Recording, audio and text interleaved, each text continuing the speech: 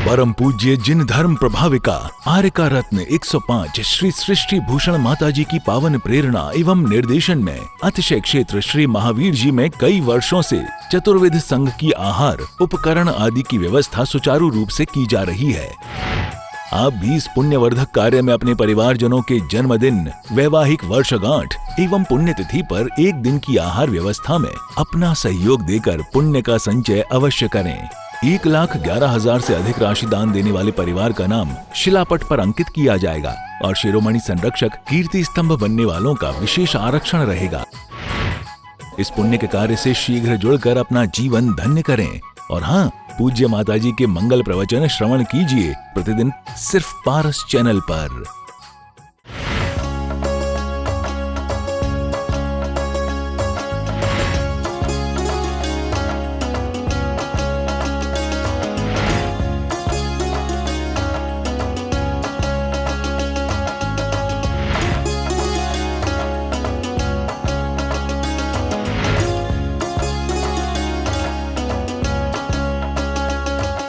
देखते ही देखते दवा पीर बन गई, देखते ही देखते दवा पीर बन गई, लाखों के वास्ते तकदीर बन गई।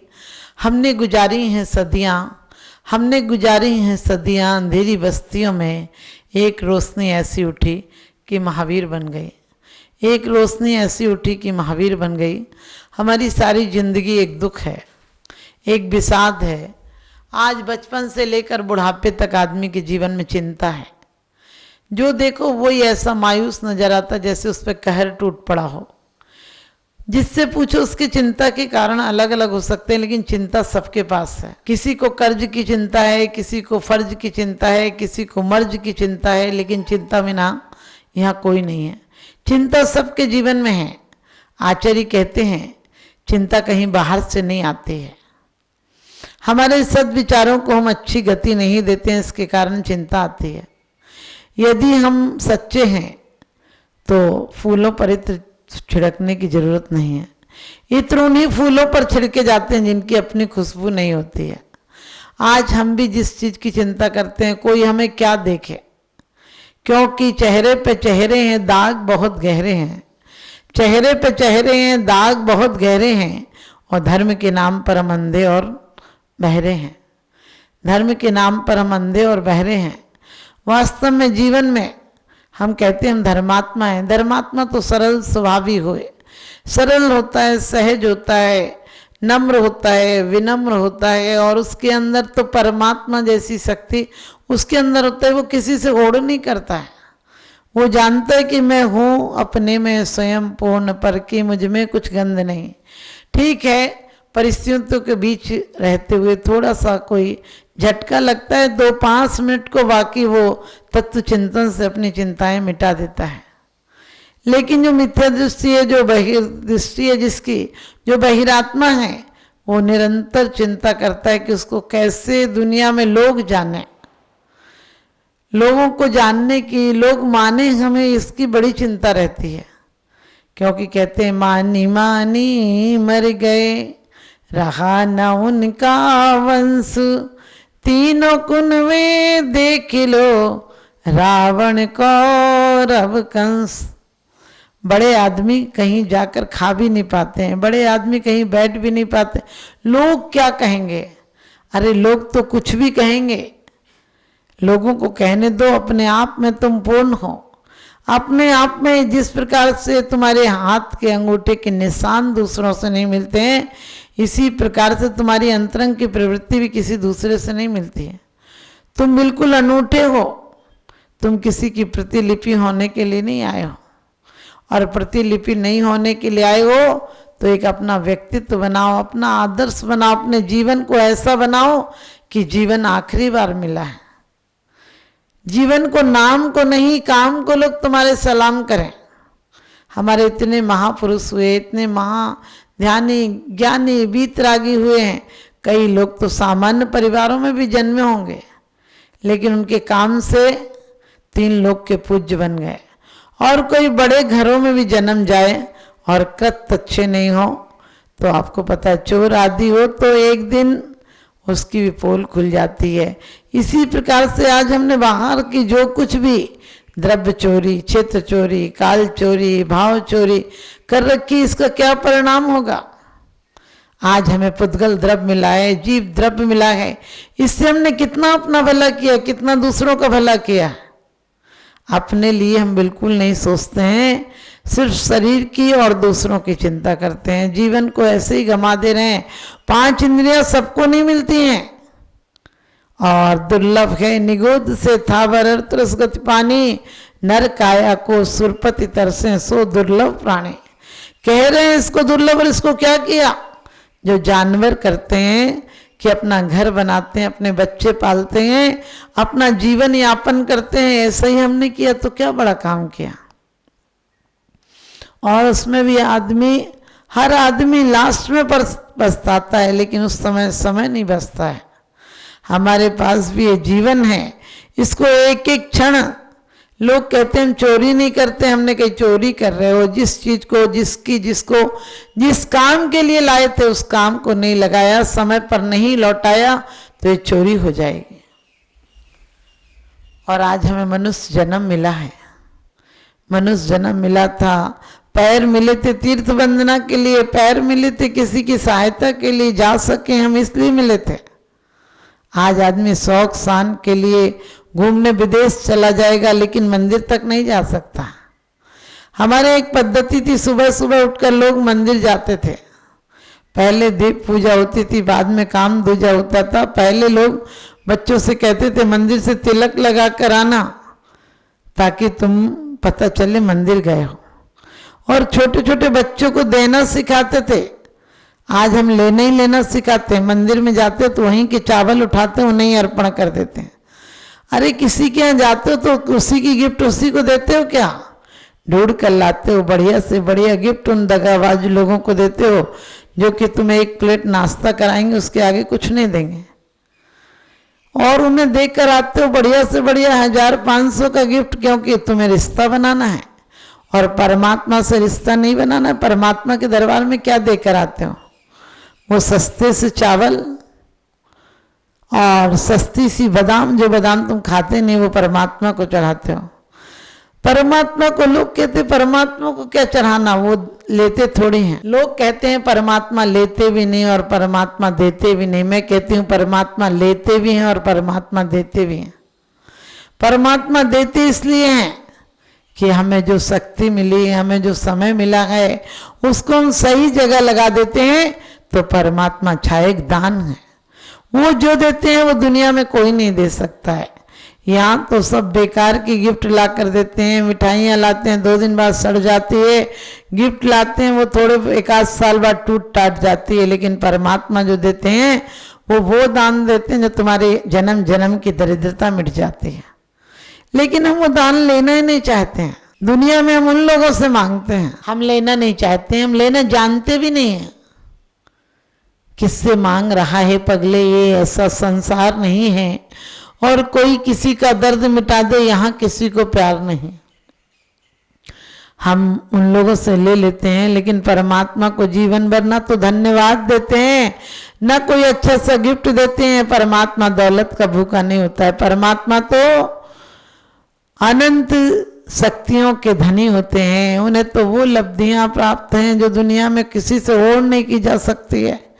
वो तुम्हारे कागज के सिक्के क्या लेंगे, चांदी के नोट क्या लेंगे, लेकिन वो नोट नहीं लेते हैं। तुम्हारी खोट यदि दे आओ तुम, तो तुम्हें वोट के योग्य बना देते हैं, अपने पद के अधिकारी बना देते हैं। एक बार एक माँ से बच्चे ने कहा कि माँ, राजा कितना अच्छा है, हमारे जीवन यापन के सारे साधन पूरे करता है, हमें महीने में रुपया भेजता है, हम लोग आराम से जी पाते हैं। उसकी माँ ने कहा, बेटा जब तू बहुत छोटा था तब तेरे पिताजी खत्म हो गए थे, और यहाँ का नियम है जब तक बच्चा बालिक नहीं हो जाए, बड़ा ना हो जाए, तब तक संपत्ति राजा के अधिकार में रहती है, और जब बच्चा योग्य हो जाए और वो राजा के सामने प्रमाणिकता कर दे अपनी योग्यता की, तब उसे धन मिल जाता है। वो ये बता दे कि मैं इस धन को पाकर उसकी कमाई को संभालने लायक हूं। उसने कहा, माँ उसके लिए क्या करना पड़ेगा? तो माँ ने कहा बेटा राजा तुमसे ये पूछे तो तुम ये कहना, पूछे कैसे कमाओगे तुम कह देना कि अब मैं बड़ा हो गया, पढ़ाई हो गई मेरी, मैं दुकान खोलूंगा, उससे 2 के 3 करूंगा और अपना व्यापार चलाऊंगा, अपने धन को संभाल लूंगा। राजा पूछे किसानी खेती कैसे करोगे तो तुम ऐसे कह देना कि मैं बोऊंगा, जमीन अच्छा हल चलाऊंगा, फिर बीज डालूंगा, फिर पानी डालूंगा, फिर मैं खेती कर लूंगा। माँ ने 5-6 सवाल बच्चे को बोल के समझाए उनके उत्तर, लेकिन बच्चा बड़ा विवेकी था। बच्चा कहने लगा माँ यदि ये सब राजा नहीं पूछे तो। माँ खुश हो गई, बोले तेरा इतना दिमाग काम करने लगा कि राजा ये सब नहीं पूछे तो क्या बोलूंगा, इसका मतलब बेटा तू कामयाब हो जाएगा, तू अपने जीवन में सफल हो जाएगा। और उसकी माँ ने कहा बेटा तू कल जाना और राजा से मांग के आना। राजा के दरबार में जैसे ही गया, मंत्रियों ने खबर की कि ये वही सेठ का लड़का है, बड़ा हो गया है और आज आपसे अपनी दौलत लेने के लिए आया है। राजा ने कहा यदि दौलत नहीं दूं तो क्या करोगे? उनने कहा आपकी तो नहीं है जो आप नहीं दोगे, मेरी दौलत है, मैं लेने आया हूं। और उसने दोनों हाथ पसारे और जोड़ कर कहा कि देखिए कृपा कीजिए, मैं अपनी दौलत लेने आया हूं, आपको नमस्कार करता हूं, अब मैं बड़ा हो गया, मेरी दौलत दे दो मुझे। राजा ने सैनिक से कहा कि यदि ना दूं तो। इतने में उसने राजा के आगे हाथ जोड़े और राजा ने लेके दोनों हाथ से उसके दोनों हाथ पकड़ लिए और कहने लगे अब मांग, कैसे मांगेगा, मैंने तेरे दोनों हाथ तो मेरी गिरफ्त में है, कैसे मांगेगा, मैंने पकड़ रखे हैं, अब तू मांगने की मुद्रा कैसे करेगा? वो कहने लगा राजन अब मांगने की जरूरत ही नहीं। राजा ने कहा ये क्या कहता है, मैंने तुझे दिया नहीं और तू कहता मांगने की जरूरत नहीं है। उसने कहा राजन आपने तो मेरे दोनों हाथ ले लिए अपने हाथ में, विवाह के समय बर एक हाथ लेता है तो सारी दौलत बर की बधू की हो जाती है, वो सेठ हो तो वो सेठानी हो जाती है, वो वकील हो तो वो वकीलनी कहलाती है, वो मास्टर हो तो वो मास्टरनी बन जाती है। और अब तो आपने मेरे दोनों हाथ ले लिए तो आपकी पूरी राज्य सत्ता मेरी है, आपने मेरे दोनों हाथ ले लिए, अब आपसे मांगने की क्या जरूरत है? राजा तो घबरा गया, कहने लगे ये लड़का तो बड़ा बुद्धिमान है, ये लड़का तो इतना बुद्धिमान है कि मेरी दौलत भी ले लेगा। और कहने लगे इसे थोड़ा और धन दे दो। उसने कहा धन दो या नहीं दो, लेकिन आप कुछ पूछना चाहते तो पूछिए। राजा ने 2-4 प्रश्न पूछे, उसने बहुत अच्छे जवाब दिए। राजा ने खुश होकर उसकी सारी संपत्ति दे दी और उसको अपने मंत्री के पद पर नियुक्त कर दिया। आप समझे, यदि वो डरता रहता और राजा का सामना नहीं करता और राजा के हाथ पकड़ने पर वो गिड़गिड़ाता, झगड़ता, राजा को गालियां देता तो राजा क्या करता, सजा दे देता। लेकिन उसने आत्मबुद्धि विवेक का काम किया, विश्वास से, श्रद्धा से, उत्साह से काम लिया तो राजा का पद भी श्रेष्ठ पद, उसे मंत्री का पद मिल गया और अपनी दौलत भी मिल गई। हम भी जीवन में आत्म राजा के सामने गिड़गिड़ाएंगे नहीं, अपनी बुद्धि का परिचय देंगे, अपनी शक्ति को, अपनी इंद्रियों को भिखारी नहीं बनाएंगे, पुजारी बनाएंगे, श्रद्धावान बनाएंगे, विवेकवान बनाएंगे, उनको सही क्रियाओं में चलाएंगे, उनको सही आवश्यकों में लगाएंगे। और उस जिसके लिए मिली थी आंख, देखिए अपनी आंख को भी नहीं देख पाती है। लोग कहते हम तुम्हें देख लेंगे, अरे तुम क्या देख लोगे किसी को? जुबान अपनी जुबान को नहीं देख पाती है और लोग जुबान से कितनी गालियां दूसरों को कहते हैं, हम तुम ऐसे हो, तुम ऐसे हो। किसी ने बड़ी अच्छी बात कही है, किसी के ऐब को तू बेनकाब मत कर, किसी के ऐब को तू बेनकाब मत कर, ऊपर वाला हिसाब करेगा, तू हिसाब मत कर, भले ही मैं बुरा सही, तू अपनी नजरें तो खराब मत कर। हमें अपनी नजरें खराब नहीं करना है, हमने अपने नजरिया अच्छा रखना है। कोई यदि पत्थर भी मुझे मारता है तो पत्थर भी मेरे मकान बनाने के काम आएंगे। कैसे बचना उन पत्थरों को? पत्थरों से सीढ़ियां भी बन जाती हैं और पत्थर से सिर भी फोड़े जा सकते हैं। ये हमारे ऊपर निर्भर है कि हम उसको क्या उपयोग में लाते हैं। इसी प्रकार से जीवन की कठिनाइयां भी हमारे लिए सीढ़ियां बन सकते हैं। हम अपने जीव द्रव्य को सही जगह लगाएं। क्यों मिलाएं? जीव तो चेतना तो एक इंद्रिय में भी होती है, लेकिन उसकी चेतना पुरुषार्थ नहीं कर सकती है, परमात्मा नहीं बना सकती है। तो द्रव्य मिला है, पुद्गल जीव द्रव्य, इसको सार्थक करें। आपके पांचों इंद्रियां परोपकार के लिए हो सकती हैं, लेकिन तुमने तो स्वार्थ के लिए कर लिया, अहंकार के लिए कर लिया। और काल, जो समय तुम्हें अपने आप में लगाना था वो तुमने दूसरों की चाकरी में लगा दिया। देखो समय कितना बर्बाद करते हैं लोग। बैठे रहेंगे तो किसी की निंदा, किसी की चुगली, किसी का व्यापार, किसी की हत्या, ये सब बातें करते रहेंगे। खुद भी पाप में डूबेंगे, दूसरों को भी डुबा देंगे। हम चाहें तो उतने समय प्रशंसा कर सकते हैं, तत्व चिंतन कर सकते हैं, भजन कर सकते हैं, गीत गा सकते हैं और बड़े उल्लास का हर दिन त्योहार मना सकते हैं। पहले आपने देखा होगा किसी को अटैक नहीं पड़ता था।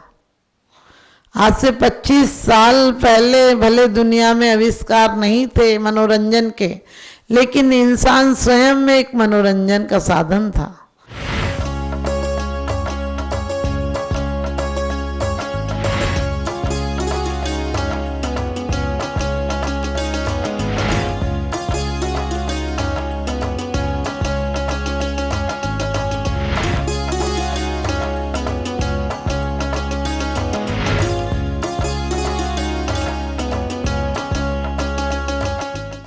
परम पूज्य जिन धर्म प्रभाविका आर्यका रत्न 105 श्री सृष्टि भूषण माताजी की पावन प्रेरणा एवं निर्देशन में अतिशय क्षेत्र श्री महावीर जी में कई वर्षों से चतुर्विध संघ की आहार, उपकरण आदि की व्यवस्था सुचारू रूप से की जा रही है।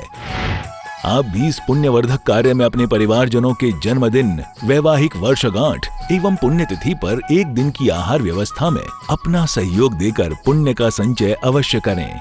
1,11,000 से अधिक राशि दान देने वाले परिवार का नाम शिलापट पर अंकित किया जाएगा और शिरोमणि संरक्षक कीर्ति स्तंभ बनने वालों का विशेष आरक्षण रहेगा। इस पुण्य के कार्य से शीघ्र जुड़कर अपना जीवन धन्य करें। और हाँ, पूज्य माताजी के मंगल प्रवचन श्रवण कीजिए प्रतिदिन सिर्फ पारस चैनल पर।